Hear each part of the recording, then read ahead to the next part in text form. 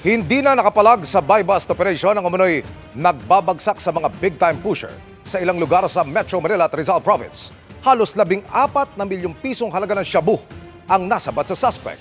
Narito ang eksklusibo mong pagtutok. Sinetap ng mga pulis ang buy-bust operation sa tabing kalsada lang at kahit nakabilad sa publiko, walang alinlangang ipinakita ng suspect na nakadilaw ang bitbit niyang kontrabando. Lingid sa kanyang kaalaman, asset ng pulis ang nakapula, habang ang nakaitim, undercover police naman. Nang ma-verify na droga nga ang karga, nagtanggal na ng sombrero ang undercover na pulis.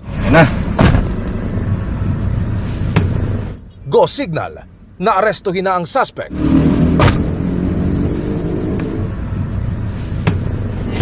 Ang hulihan nangyari sa area ng Batasan, San Mateo Road, halos hangganan ng Quezon City at Rizal Province. Base sa mga impormasyon na na-extract natin during the custodial debriefing report, kilo-kilo ang binabagsak niya na shabu sa kanyang mga big-time drug pushers na mga customer from Pasig, Marikina, Antipolo, and Quezon City. Ang station commander po natin dyan ay nakikipag-coordinate din doon sa adjacent municipalities ng Rizal para din sa ating mga intel fusion para nagpapalitan po tayo ng mga intelligence, yung mga report ng mga target personality nila.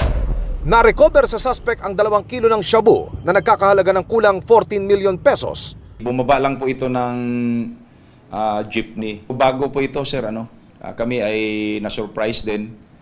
During the buy-bust ay 1 kilo lang ang pinag-uusapan namin, only to find out na 2 kilo pala yung laman.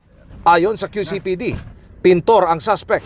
Nakulong na rin dati sa kasong may kinalaman sa illegal na droga. Meron po tayong na-develop ngayon na link analysis at meron na rin tayong initial information po doon sa kanyang source. Ayon sa suspect, Pinahatid lang po sa akin. alam mo ba na shabu yung inihatid mo o inihatid mo? Hindi po sir, pinapagutusan lang po ako eh. Sa hirap po ng buhay, kaya sumunod po ako eh.